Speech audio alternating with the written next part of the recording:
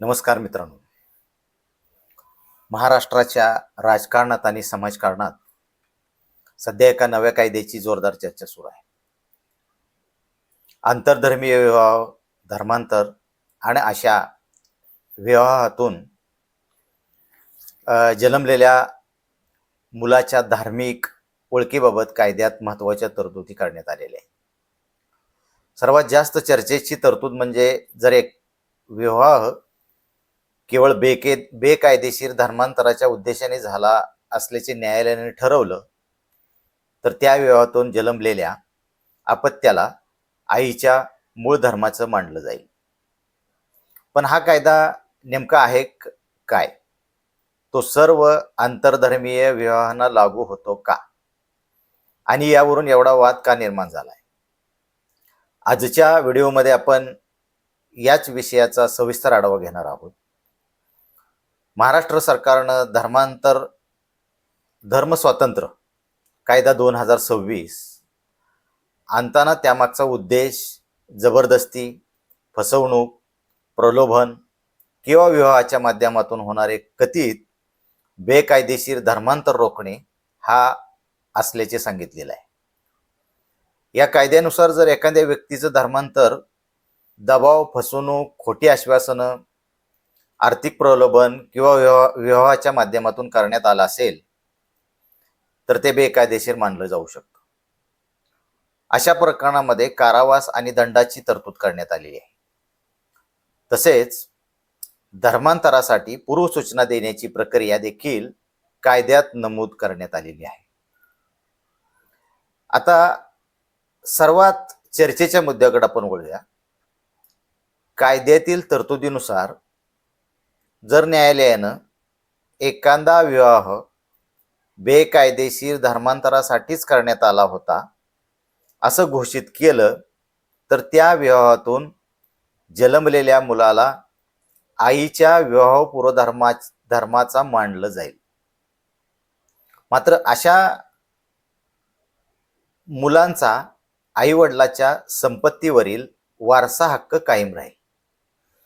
म्हणजेच धार्मिक ओळख वेगळी असली तरी वारसा हक्कावर परिणाम होणार नाही. येथे एक महत्त्वाची गोष्ट समजून घेणं आवश्यक आहे. हा नियम सर्व आंतरधर्मीय विवाहासाठी लागू होत नाही.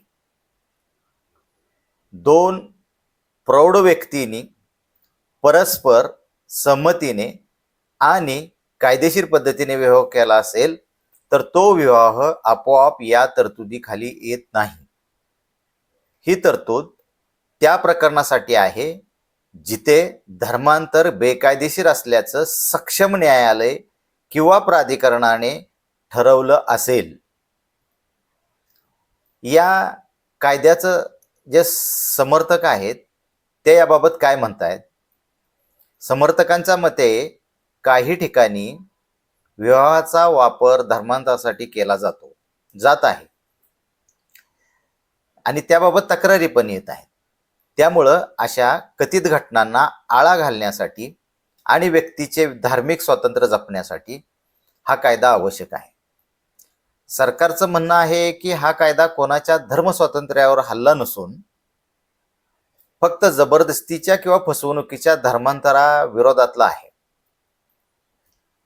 त्याचबरोबर दुसरीकडं विरोधकांची भूमिका वेगळी आहे. विरोधकांच्या मते या कायद्यामुळं व्यक्ती स्वातंत्र्य, विवाह स्वातंत्र्य आणि धार्मिक स्वातंत्र्यावर परिणाम होऊ शकतो.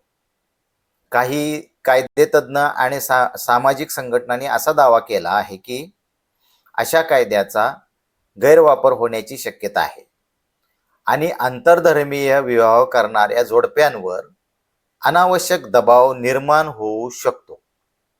यामुळे हा कायदा केवळ कायदेशीर विषय राहिलेला नाही तर तो सामाजिक, राजकीय आणि घटनात्मक चर्चेचा विषय बनला आहे. मित्रांनो, या संपूर्ण प्रकरणात सर्वात महत्त्वाचा प्रश्न असा आहे की धार्मिक स्वातंत्र्य आणि वैयक्तिक स्वातंत्र्य याच्यातील समतोल कसा राखला जाणार आहे. जबरदस्तीचे धर्मांतरण रोखताना व्यक्तीच्या निवडीच्या अधिकाराचे संरक्षण कसे होणार आणि न्यायालय या तरतुदीचा अर्थ भविष्यात कसा लावतील, या प्रश्नांची उत्तरे येणाऱ्या काळात न्यायालयीन निर्णय आणि कायद्याच्या अंमलबजावणीतून स्पष्ट होतील. या विषयावर तुमचं मत काय आहे? हा कायदा आवश्यक आहे की व्यक्ती स्वातंत्र्यावर बंधन आणणारा आहे? तुमचं मत कमेंटमध्ये नक्की लिहा. व्हिडिओ आवडला असेल तर लाईक करा, शेअर करा आणि चॅनलला सबस्क्राईब करायला विसरू नका. धन्यवाद.